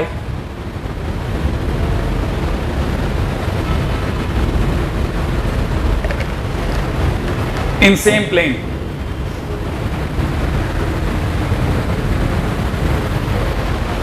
More than two co-initial vectors may or may not lie in the same plane. हाँ भाई देखिए, सीधी बात है, जैसे ये दो vector हैं, ये दोनों को इनिशियल हैं, इनको आप कैसे भी पकड़ लो ये हमेशा एक प्लेन में रहेंगे, क्योंकि एक पेपर पे इन्हें चिपकाया जा सकता है। मान लीजिए आपने इसको इधर कर दिया तो भी एक पेपर पे आ जाएगा, मान लीजिए आपने इसे कर दे रहे तो भी एक पेपर पे आ जाएगा। जब तक ये एक पेपर पे आते रहेंगे they will be coplanar vector, same plane में आने वाले वेक्टर। लेकिन अगर भाई तीसरा पेन आ गया इनके बीच में, जैसे सपोज करो ये तीसरा पेन आया है ना, अब ये एक प्लेन में नहीं है। हाँ लेकिन हो सकते हैं, पॉसिबिलिटी भी है। तो आप इसीलिए बोलते हैं कि जैसे दो से ज्यादा हुए तो गारंटी नहीं है कि हर बार एक ही प्लेन में मिलेंगे, हो भी सकते हैं और नहीं भी। बस यही बात समझनी है ना। आगे पॉइंट पे लिखिएगा, अगला पॉइंट है कोइनिशियल वेक्टर के बाद में, ठीक है? नेक्स्ट पॉइंट पे लिखिएगा पैरेलल वेक्टर्स। अगला पॉइंट इज पैरेलल वेक्टर्स। जल्दी, पैरेलल वेक्टर्स पता ही होगा,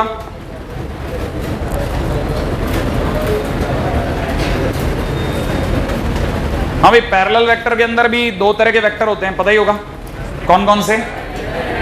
क्या? एक तो लाइक, याद है आपको लाइक वेक्टर्स, और दूसरा कौन सा? Unlike vectors. अरे यार कुछ भी ध्यान नहीं है, हवा तक नहीं है, ठीक है? अरे कुछ तो दिमाग लगाओ। एक तो लाइक वेक्टर होता है और लाइक वेक्टर के सिवा अनलाइक वेक्टर किसको पता है ये तो बता दो, पता किसको है ये तो समझा दो मेरे को। हाँ भाई, आगे के किसी बच्चे को पता है क्या लाइक वेक्टर के सिवा? Opposite vectors unlike. देखो अब ये ठीक है, मन में आ गया तो बोल रहे हैं अरे अनलाइक ये होता है भाई, ठीक है। हाँ लिख लीजिएगा like vector and unlike vectors. क्या तुम भी और अनलाइक बोलते इतना घबराते हो ना, जैसे पता नहीं क्या गलत बोल दिया। ना ना ना ना ना, अनलाइक नहीं, कुछ और नाम था। अरे लाइक अनलाइक ही होता है, ठीक है। लाइक वेक्टर कब होता है सर? जब दोनों की डायरेक्शन सेम होती है। पक्की बात है क्या? अच्छा, और अनलाइक वेक्टर कब होगा? जब दोनों की डायरेक्शन इज डिफरेंट। लिख लीजिए बस, और क्या। आप भी कहाँ दिमाग लगा रहे हो?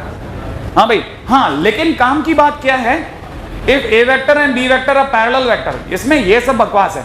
आगे के पॉइंट में लिखिएगा, पॉइंट नंबर 2 में, if A vector and B vector are parallel vector, तब हम लोग कहते हैं कि ए वेक्टर और बी वेक्टर अगर पैरेलल है, ठीक है, A vector parallel to B vector, it implies that A vector is equal to lambda B vector. ये बहुत काम की चीज है। अगर कोई भी दो वेक्टर अगर एक दूसरे के पैरेलल है, भले लाइक हो चाहे अनलाइक हो, व्हाटएवर इट इज, दोनों केसेस में A vector is equal to lambda B vector लगेगा। काम की बात है। अच्छा, अगर भाई जो दो vector are coincident vector, then coincident vector हो सकते हैं क्या? अरे कोइंसिडेंट वेक्टर हो सकते हैं कि नहीं? उस पे माने एक के ऊपर एक आ सकता है कि नहीं आ सकता है? क्या दोनों का बराबर होना जरूरी है क्या? नहीं ना। हाँ तो ध्यान रखना, ये भी हो जाएगा, तब भी ए वेक्टर इज इक्वल टू में लैम्डा बी वेक्टर ही काम करता है, ठीक है। आप तो आगे चलते जाओ, बिल्कुल टाइम नहीं है इस जगह। हाँ भाई, इसके बाद की बात पे जिन्होंने यहां तक लिख लिया उनको अपन यहां पे लिखवा लेते हैं। नेक्स्ट पॉइंट पे आ जाइए फटाफट से। हाँ भाई, लिखेगा a1 i कैप प्लस में a2 j कैप प्लस में a3 k cap is equal to में लैम्डा इंटू में b1 i कैप प्लस में b2 j कैप प्लस में b3 k कैप। लिख लिया? लिखने के बाद में आपको पता है, दो वेक्टर अगर आमने सामने बैठे हैं तो i कैप इसके साथ मैच होगा, j कैप के साथ, और k कैप के साथ। अगर आपने ऐसा मैच कराया तो आपको पता लगेगा a1 इज इक्वल टू में lambda b1, a2 is equal to में लैम्डा b2 और a3 इज इक्वल टू में लैम्डा b3 होगा। ये बात समझ में आई? इससे सीधी बात समझ में आती है कि लैम्डा इज इक्वल टू में b1 upon a1 upon b1 is equal to में a2 upon b2 is equal to में a3 अपॉन b3। इसलिए दो वेक्टर अगर कभी भी पैरेलल होते हैं तो उनका बेस वेक्टर प्रोपोर्शनेट होता है, उनका बेस वेक्टर का कोफिशिएंट प्रोपोर्शनेट होते हैं, ठीक है। लिख लीजिएगा, if A vector is equal to A vector is parallel to B vector, ठीक है। नेक्स्ट पॉइंट पे आइए। पॉइंट में आगे अब अपन धीरे धीरे सरकते सरकते सही जगह पे आते जा रहे हैं। हाँ भाई, यहां से थोड़ा बहुत मैथमेटिकल होना चालू हो गई हैं अब चीजें। हाँ भाई, नेक्स्ट पॉइंट ले रहा हूं, direction cosine direction angle, direction cosine and direction angle. चलते चलो आप तो, direction cosine and direction angle, ठीक है।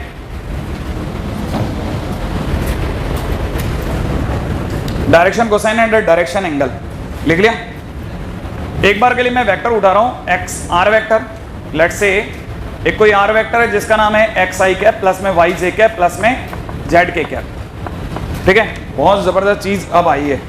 हाँ साहब, ऐसा है कि मान लीजिए मेरे पास में ये एक्स वाई जेड है, ठीक है। हाँ, ये आपको बाद में समझ में आ जाएगा। इस पूरी कहानी का जो प्राण है वो यही है, जिसमें ऐसे ये एक्स एक्सिस वाई एक्सिस समझ में आने लग जाता है, वो बहुत ज़्यादा सही चीज़ों को पकड़ने लग गया। ये X axis Y axis Z axis है। अच्छा, अभी अपन ने निकाला था कि 2 3 4, एक बार वापस उसी से एग्जाम्पल समझा रहा हूँ। इधर तक 2 आया, यूँ 3 गया और 4 अप गया, ऐसा ले लो। ये एक्स एक्सिस, ये वाई एक्सिस, ये जेड एक्सिस, ठीक है ना भाई। अच्छा, अगर अपन ने ले लिया तो 2 फिर 3 आगे फिर ऊपर, ऐसा गया। अच्छा, जिन्हें ये बात समझ में आ गई उनके लिए एक बार के लिए मैं इस चीज़ को यहाँ ड्रॉ करता हूँ, ठीक है। ऐसा पहले मैं 2 पॉइंट्स यहाँ गया, फिर 3 पॉइंट्स इनसाइड हुआ, फिर 4 पॉइंट अप हुआ। यहाँ तक बात समझ में आ गई? पहले मैं 2 पॉइंट इधर सरका, फिर मैं 3 पॉइंट वाई एक्सिस में सरका और 4 पॉइंट अप गया हूँ। यहाँ तक बात समझ में आई? अच्छा, जिन्हें ये बात समझ में आ गई उन्हें एक और बात बताता हूँ कि अगर मैं इसको ऐसे मिलाना चालू करूँ, ठीक है ना भाई, ऐसे मिलाना चालू करूँ आप में से कई लोगों को बड़ा इंटरेस्टिंगली एक बात समझ में आ जाएगी कि मैं धीरे से क्यूब पे आ गया हूं, ठीक है ना। और जिसे पोजीशन वेक्टर बोलते हो ना, वो ये वाला एंगल हो गया, ये वाली लाइन हो गई। ये बात समझ में आई? जिसे आपने अगर बाय द वे इसे ओ अपन ने नाम आर दिया है ना, तो अपन इसको ओ आर ले लेते हैं, इसका मतलब ये आर वेक्टर हो गया। अभी भी नहीं आया समझ में? हाँ, तो जो से आप ओ आर वेक्टर बोल रहे हो, जैसे मेन डायगोनल है वो इस क्यूबॉइड का। अभी भी नहीं आया? हाँ, क्यूबॉइड का मेन डायगोनल। अब जिन्हें एक और, ये बहुत छोटी छोटी बातें हैं लेकिन इतनी गजब की है ना, अचानक से आपको दिखने लग जाएगा, अरे ये इस तरफ कैसे चला गया। अब जिन्हें ये बात समझ में आ गई कि हाँ चलो चला गया, उन्हें एक और बात पूछता हूं मैं। अगर बाय द वे इसकी बात करता हूं तो इसका मतलब मैं यहां पे चला है ना, एक्स आई कैप तो याद है ना, वो एक कदम पे था, तो मैं एक्स टाइम्स चला आई कैप, तो it is x I cap, ठीक है ना भाई। अच्छा, तो ये यहां पर आते थे इट इज एक्स 0 0। आपको अगर एक्स वाई जेड में समझने में हल्की सी मुश्किल है तो मैं इसको बोल देता हूं एक बार 2 0 0 चलेगा, ताकि अपना वो 2 3 4 चलता रहेगा। तो मैं यहां से 2 कदम चला तो ये यहां तक पहुंचते पहुंचते मेरे कोऑर्डिनेट हो गए 2 3 0। जब मैं 3 यूं चला तो इस पॉइंट के कोऑर्डिनेट हो गए थे 2 3 0। सोच लेना आप। अच्छा, जब 1 मिनट के लिए अब मैं 4 और ऊपर गया तो इस पॉइंट के कोऑर्डिनेट हो गए 2 3 4, बराबर है ना भाई। अच्छा, अब थोड़ा सोचना और पड़ेगा। अगर मेरे को इस पॉइंट पे पहुंचना होता, लेट से, ठीक है ना, अपन इसको नाम दे रहे हैं एक्स और इसको नाम दे रहे हैं जेड और इसको नाम दे रहे थे वाई, ऐसे नाम दे रहे थे ना भाई, एक्स वाई जेड। अच्छा, कितने लोगों को ये समझ में आ गया X Y plane? X Y plane दिख रहा है आपको? अच्छा, मैं अगर एक्स जेड प्लेन पूछूं तो बता सकते हैं कौन सा वाला, पीछे वाला, बाजू वाला या नीचे वाला? पीछे वाला एक्स जेड प्लेन है, सही है भाई। अच्छा, जिन्हें एक्स जेड प्लेन दिख रहा है वो ये भी जानते हैं कि मेरे को अगर इस पॉइंट पे पहुंचना होता तो मेरे को 2 यूं जाना था और 4 ऊपर जाना था, तो मेरे लिए 2 0 4 हो गया। ये बात पकड़ में आती है? नहीं आया? मतलब मैं वाई एक्सेस में मूव ही नहीं हुआ, 2 यूं गया और सीधा ऊपर 4 चला गया। मैंने मैं वाई एक्सेस के लिए तो आगे मूव होना था ना भाई। हमारा मूवमेंट कैसा था भाई? लेफ्ट राइट, ठीक है ना, और back and fro, up and down. तो इसका मतलब ये कि अगर मैं वाई एक्सेस में मूव नहीं हुआ, इसका मतलब मैं बैक एंड फ्रो नहीं हुआ, मैं सिर्फ लेफ्ट राइट मूव हुआ, फिर अब की साइड में चला गया, अप एंड डाउन वाले मूवमेंट में चला गया। इसका मतलब ये वाले पॉइंट के कोऑर्डिनेट 2 जो भी हुआ। अच्छा, ये वाले पॉइंट के कोऑर्डिनेट में अगर मेरे को मान लो यहां आना होता तो इसका मतलब मेरे को कैसे चलना था? ठीक है, देखो साहब, ये कितना चला, मैं यहां कितना चला था 3, तो इसका मतलब मैं ओरिजिन से सीधा 3 पहुंच करके यहीं पहुंच जाता। तो ये वाले पॉइंट के कोऑर्डिनेट हो गए 0 3 0। सोचो। अच्छा, धीरे धीरे बहुत सारी चीजें सीखनी है अपने को, और जो अपन आज सीखेंगे अपने को अब 1 महीने तक संभाल के रखना है कि अपन ने जो सीख लिया एक बारी में पक्का हो जाएगा वो काम। अच्छा, ये वाले पॉइंट के कोऑर्डिनेट नहीं समझ में आ रहे, कैसे जाऊं? यूं 3 चला जाऊं, फिर 4 ऊपर पहुंच जाऊं, तो इसका मतलब 0 3 4। सोच लिया आपने? मैं एक्स एक्सिस में मूव ही नहीं हुआ, सीधा बाहर आया 3 और 4 ऊपर चला गया। अच्छा, और ये वाले पॉइंट के कोऑर्डिनेट 0 0 4, सही है भाई। अब अपन शायद मेरा अंदाजा है ऑलमोस्ट हर पॉइंट के कोऑर्डिनेट निकाल चुके हैं, है ना भाई। अरे आप तो काम की चीज देखो, आपको तो बड़ी इंटरेस्टिंग बात बताने वाला हूं, ठीक है। पहले आपको थियोरेटिकली बताता हूं, फिर जब दिल पे यकीन, मतलब आपके दिल पे यकीन नहीं आए तब अपन इसको, है ना, दिमाग से खेलेंगे। ये वाले पॉइंट को अगर मैंने, ये जो पॉइंट है, अगर मैंने इसको इससे मिला दिया, इस पॉइंट को अगर मैंने इससे मिला दिया, तो ये जो एंगल बन रहा है 90 डिग्री है।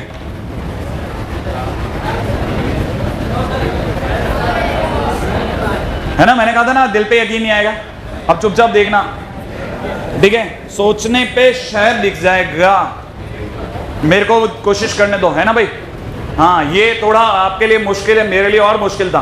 पहले कई सालों तक समझा ही नहीं पाया, मैं कह के मर जाता था। फिर मेरे को धीरे धीरे समझ में आया कि बेटा तू जब तक सामने से नहीं दिखाएगा ना तब तक नहीं मानेंगे ये लोग। देख भाई, पहले अपन ओरिजिन से 2 इधर आ चुके हैं, ओरिजिन से 2 इधर आ चुके हैं, ठीक है ना भाई। अच्छा, ये 2 पॉइंट है अपना, यो ओरिजिन से इस जगह पे आर है, इस जगह पे क्या आ रहा है? आर बाहर आया हुआ है, सही भाई। अरे आराम सोच लेना, यहां पे आ रहा है ये ओरिजिन से, ये एक्स एक्सिस वाई एक्सिस हटा लिया है। पहले मैं 2 सिर्फ यहां चलाऊं। आज मैं आपको ये कह रहा हूं कि मैं इन दोनों को जोड़ रहा हूं। पहले तो अगर आप समझे तो इन दोनों को जोड़ रहा हूं, इन दोनों को। नहीं आया समझ में? तो मैं ये कह रहा हूं कि जैसे मैं इन दोनों को जोड़ूंगा तो 90 डिग्री बनेगा, ये ओरिजिन ये एक्स एक्सिस से।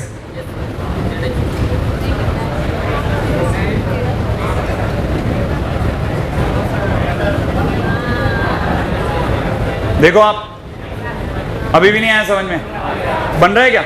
अब मैं यूं दिखा रहा हूं, अरे नहीं आया समझ में, कोशिश करते हैं और किसी तरीके से कोशिश करते हैं। अच्छा देखिए, ये आपका वाई एक्सिस वापस जिंदा कर रहा हूं, ठीक है, ये आपका एक्स एक्सिस, ठीक है। हालांकि पेन थोड़ा छोटा रह गया इसलिए शायद अपने को लफड़ा कर रहा है, ठीक है। और यहां से देखेगा आप, अभी आपको दिखा, आप ऐसे देख रहे हो, आप ऐसे देख रहे हो, नहीं आया समझ में? ये जो है ना, इस जगह से मैच करा रहे हो आप, इसके इस पॉइंट से इस जगह पे प्रोजेक्शन डाला आपने परपेंडिकुलर, नहीं आया समझ में? जिन्हें ये नहीं पकड़ में आया यार, अब इसको कैसे बताऊं मैं आपको, ठीक है। शायद मेरा तो ख्याल है आप में से कोई अगर उधर तक देख सके तो देखेगा, ठीक है। जरा देखना, ये डब्बा है ना, इसका ये वाला पॉइंट आर है, ये वाला पॉइंट क्या है? आर है।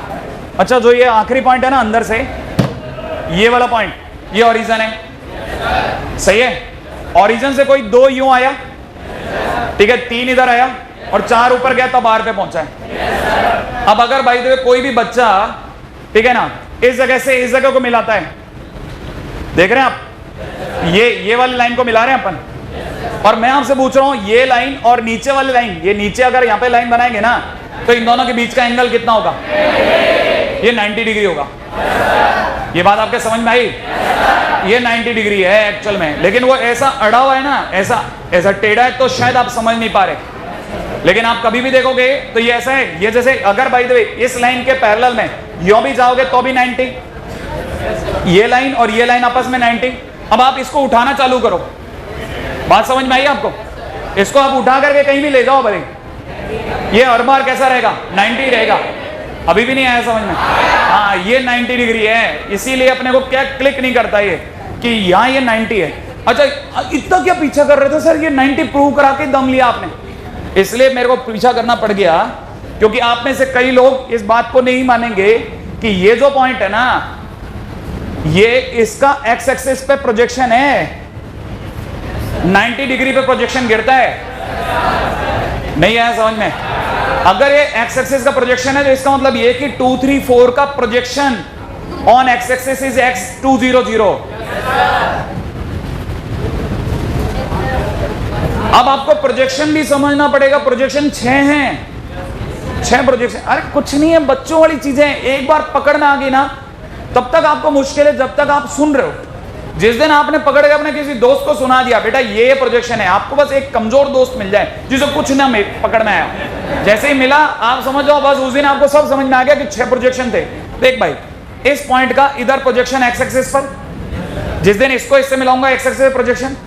अच्छा, जिस दिन इधर मिलाऊंगा तो ये कहलाएगा, ये भी प्रोजेक्शन है, ये कहलाएगा एक्स वाई प्लेन पे प्रोजेक्शन। ये एक्स वाई प्लेन पे projection, x Y plane,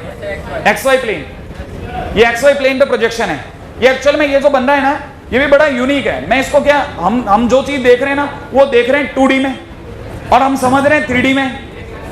actual में कहानी 3D में है। ये ऐसा डब्बा है जो बाहर आया हुआ है, ठीक है ना। अब जरा इस चीज को जरा मैं कोशिश करता हूं उधर ही समझाने की, जरा समझिएगा।